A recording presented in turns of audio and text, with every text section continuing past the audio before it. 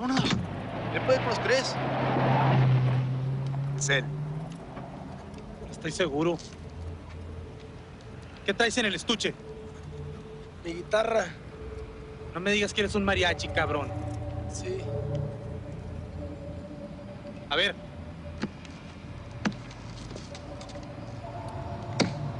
Si es una guitarra, te vas. Si no,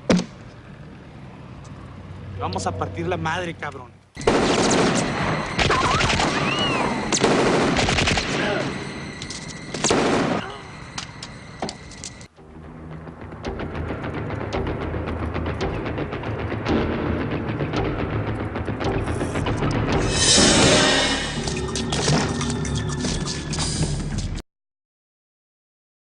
If the money hose runs dry, creativity is your best fire hydrant. That really applies to any talent or craft. Painting, music, architecture, and of course, filmmaking.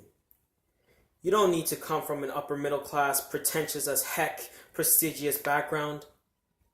All you need is perseverance, persistence, and even politeness. Seriously, the right words can really bring you far with a dash of smoothness and imagination.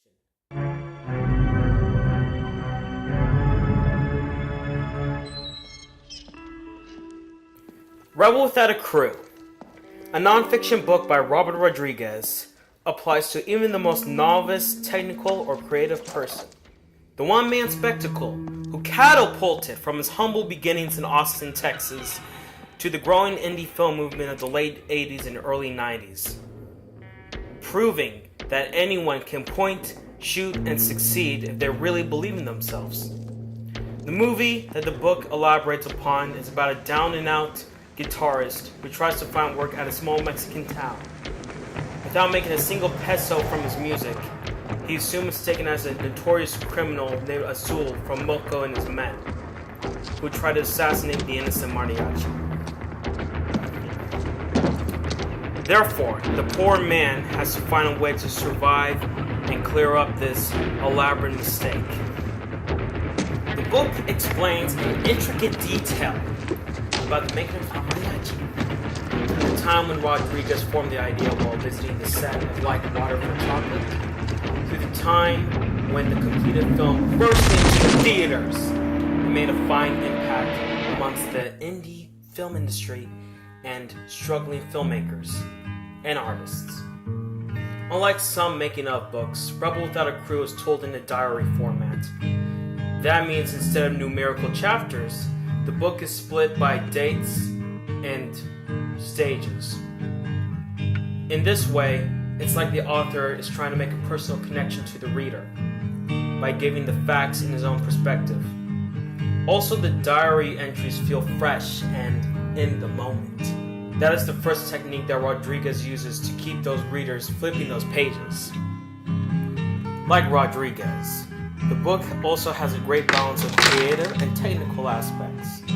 Creative should be explained first, since that most relates to the author. In the book, Rodriguez explains that he had to stay in a drug research hospital for 30 days in order to save up money to make his feature film project. Heck, he even dedicates a whole stage to his experiences in that place. That time is when his creative spark just ignited, because he spent time writing his script in the hospital and even met one of his main actors who played as Moko in the film, Peter Marquardt. If I have to bring opinion here, I would say that the author also gained a confidence boost because he survived being in that confined environment and earned encouragement and recognition from his fellow lab rats. Now, creativity also means problem solving, using mainly your mind. This man is no exception. For example, in one shot he did, Rodriguez zoomed in and out of Bigoton, the main bad guy of Mocha, 5 times in one take in order to get those different perspectives. Another example is using a guitar case that is not all black and using clever editing to conceal the wood-colored lid. Someone who does that is the real definition of resourceful.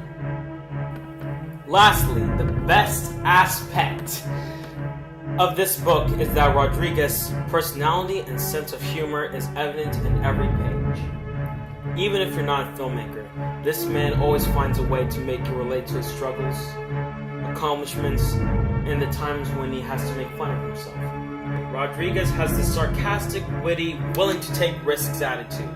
Even though he wasn't a straight-A student in his school and college years, that didn't stop him from being one of the most intelligent and popular kids in that period of his life.